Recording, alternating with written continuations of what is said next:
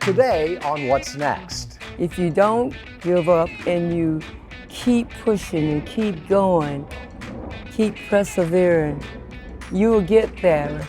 Don't tell me I shouldn't be able to do it, that I can't do it at this age. I judge for myself. A lot of my colleagues on the pool call me the old fossil. I think I've got more world records set than any man.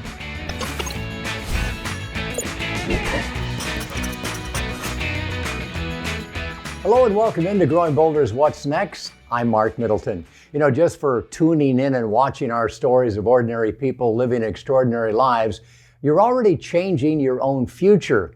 When we believe that more is possible, it changes the choices that we make. It impacts our health and our relationships. It removes the fear that keeps us from actively engaging in life.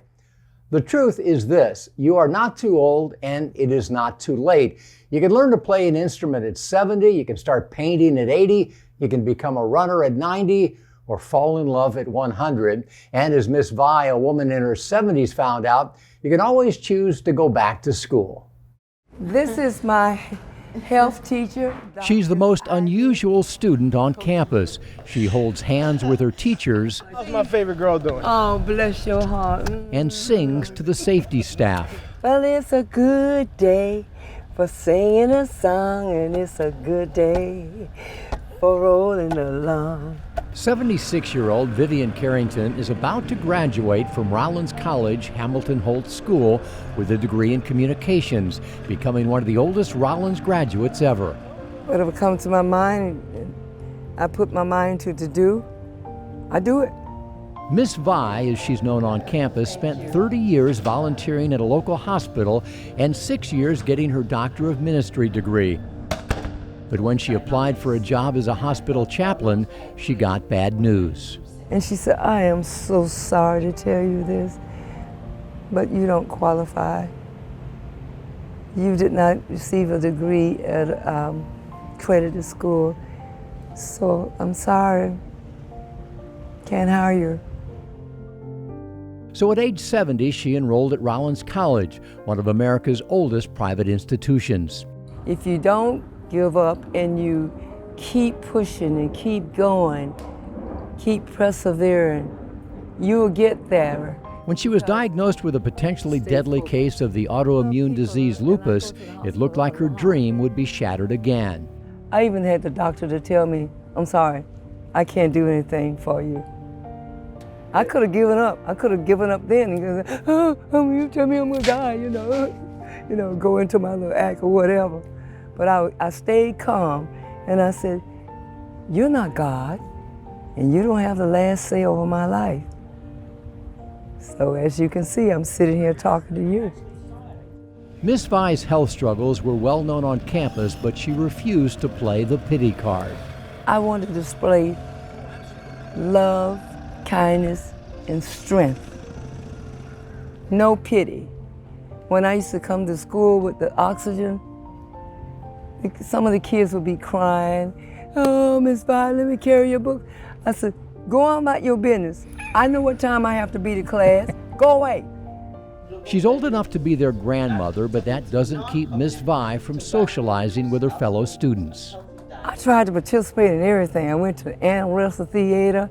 Sometimes I was the only soul sister sitting up in there, but I was there. And I had fun, I enjoyed myself.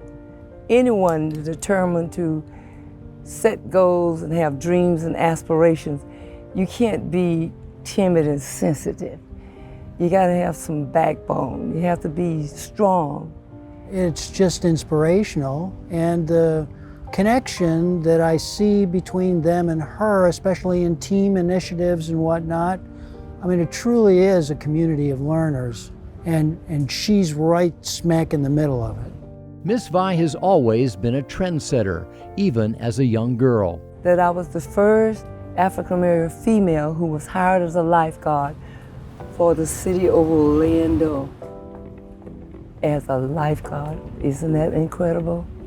The first one. Her competitive spirit, her belief in herself, and her passion for life touch everyone she comes in contact with. There's nobody like my mom. I told her that when God made her, he broke the mold because she can't be duplicated. I think that she is like a light. When she comes into a room, she just brightens everybody's spirit. Most of all, she's hope and inspiration to me. She shows how nothing is unreachable, how you can't put obstacles in front of you, and how if you do have obstacles in front of you, how you can overcome them. Of course, anyone who graduates from college at age 76 is not just a student, but also a teacher, and Miss Vi is ready, willing, and able to drop a little knowledge on anyone who asks. Just be who you are and know that you have a purpose in life, and have dreams, have aspirations and goals. If you don't, I think people just die. And you have to think big. You have to think that, I can do this, I can conquer this. And now, with diploma in hand, Miss Vi is ready for her next great adventure, whatever that might be, and don't tell her she's too old.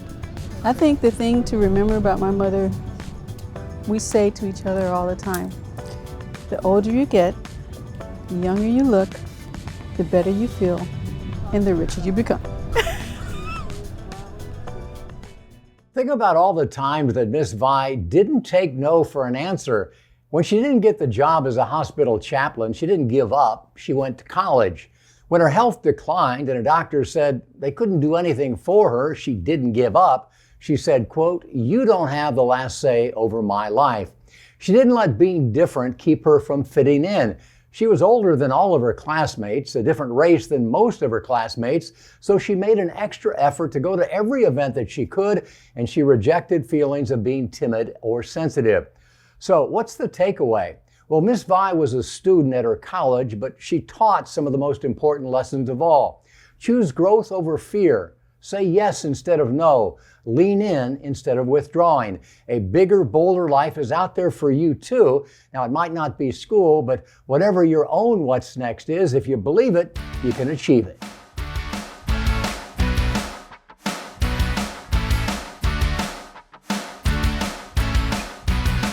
I've met so many people, like you just hear the echo in my ears saying, oh, I could never do that. And I say to them, of course you could. Of course, I could never run a marathon. If you wanted to, you could. Welcome back to What's Next, the show that encourages you to take a few chances, dream some new dreams, and reimagine what's possible.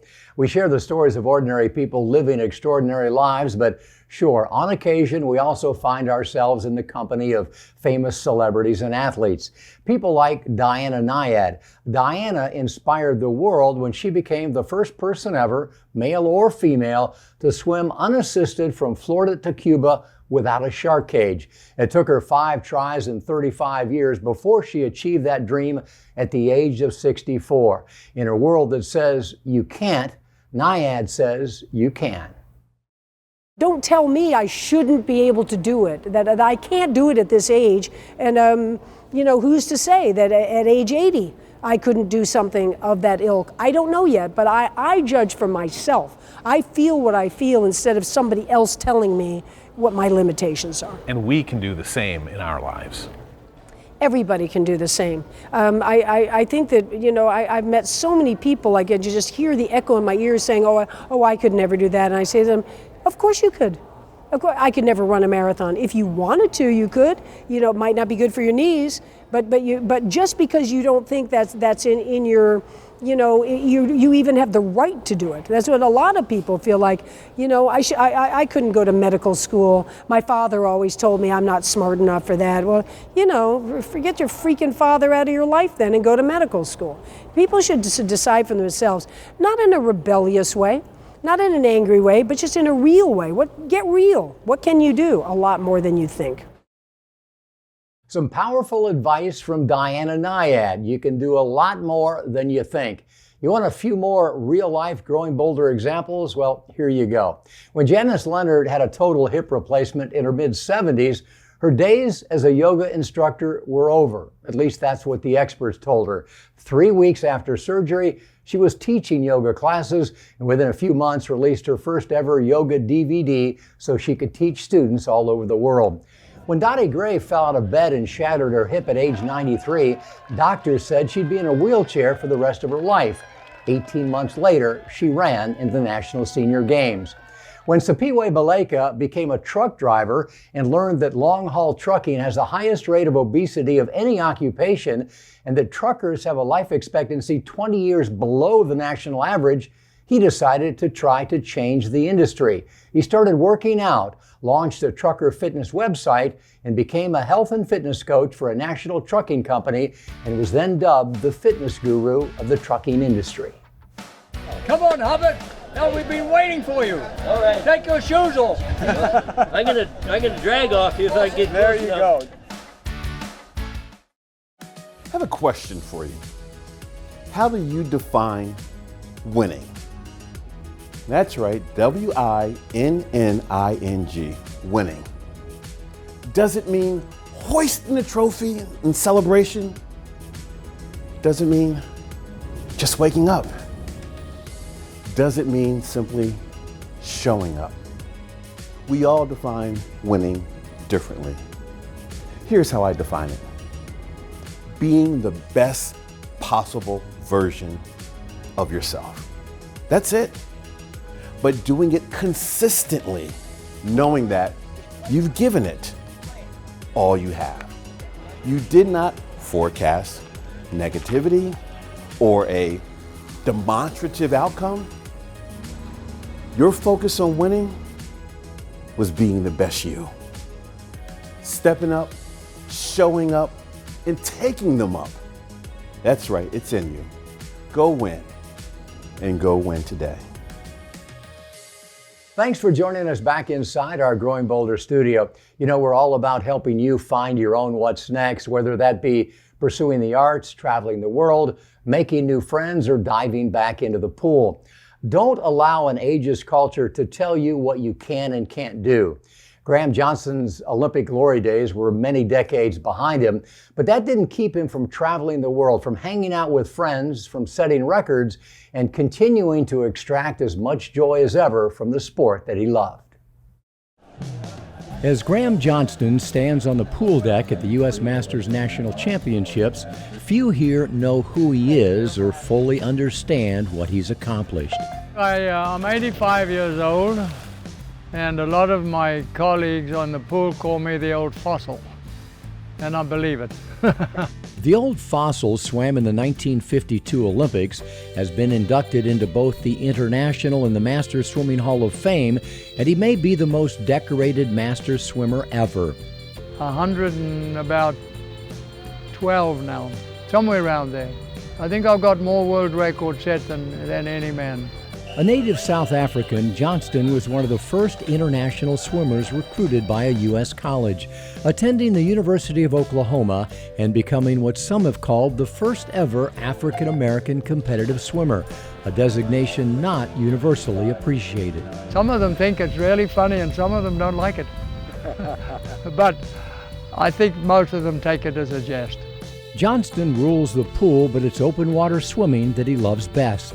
In 2015, he was on the oldest relay to ever swim across the 22-mile Catalina Channel, every member over 80. I've swum Gibraltar, I've swum Santa Cruz to Capitola, I've done a solo from Lanai to Maui.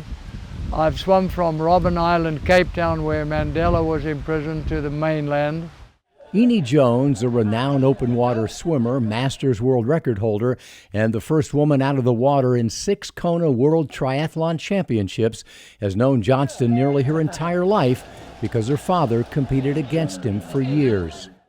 I've probably known him 50 plus years, but seeing him through the years still swimming, it just really amazes me.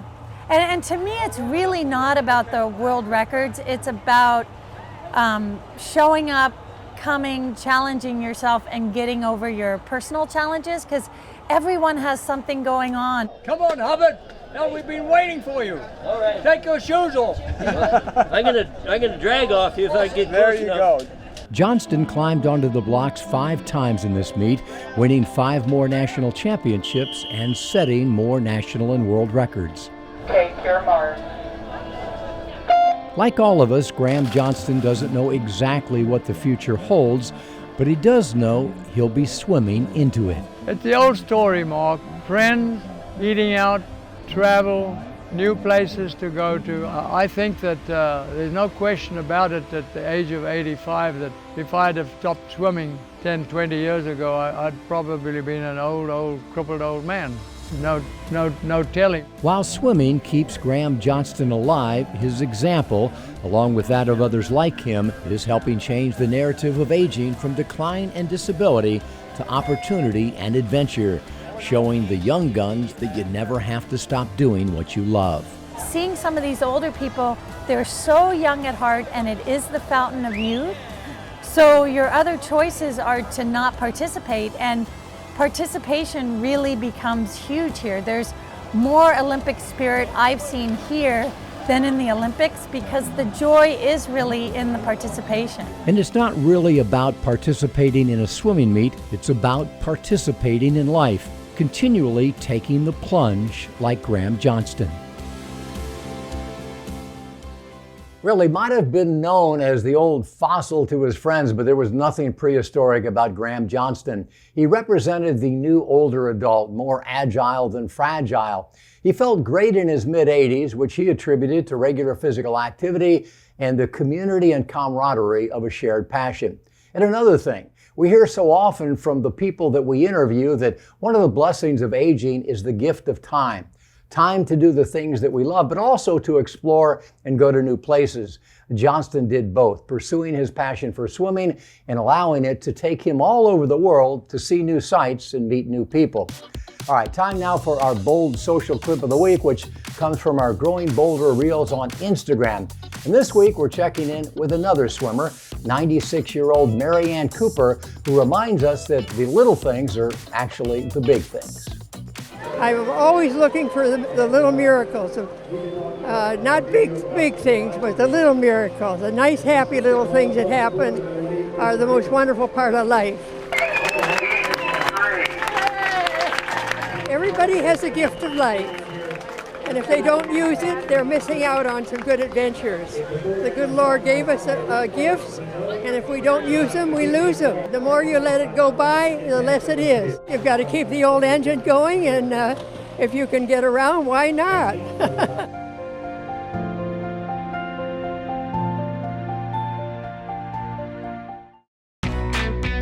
Welcome back to Growing Boulder's What's Next. Are you following us on all of our social channels? We're on YouTube, Instagram, TikTok, and Facebook. In fact, each week we ask our more than 1 million followers on Facebook to share their thoughts, engage with our community, and answer a Your Take question of the week. This week we ask, tell us about a time you did something that others told you you couldn't do. Caroline Williams says, I was told I was too old to learn to play an instrument. I'm just a hobby musician, but I love every minute of playing and singing and entertaining at nursing homes. This is a peaceful blessing to me and to those you entertain, Caroline. Lynn proudly shared that she lost 120 pounds at age 71. Way to go, Lynn. Yvonne says at age 73, she rode her motorcycle from Santa Monica to Jacksonville Beach in 4 days, despite a fellow biker telling her she was crazy and couldn't do it. And as soon as she reached her destination, she took a group photo and posted it, and the naysayer was shocked. Well done, Yvonne. Unfortunately, sometimes we are our own biggest doubters. In fact, Lulu says, in my 20s, I told myself I could not swim. At 40 years old, I learned how to swim. Never too late, Lulu. After working in the fast food industry for 12 years, Katie decided to go to school to become an aircraft mechanic. She says no one believed she could do it, but she aced her test, got her license, and worked for 15 years as a mechanic. That's growing bolder.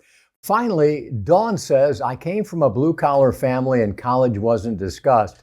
My grades were average, so no teacher or school counselor ever brought it up. I joined the Army and used the GI Bill for college and graduated with honors. I worked in my profession for 35 years before I retired. Thanks for the inspiration, Dawn. Nixing the naysayers and ditching the Debbie Downers is one of the keys to happy and healthy aging. Jim Rohn was the first to say that we are the average of the 5 people that we spend the most time with. And as we age, that group typically becomes less diverse and more disconnected. If the 5 people that you spend the most time with are afraid and pessimistic and inactive, it will be nearly impossible to adopt the Growing Bolder lifestyle. So be intentional about who you let into your circle. Surround yourself with those who share your enthusiasm for life, those who lift you up, cheer you on, and make you laugh, because that's Growing Bolder.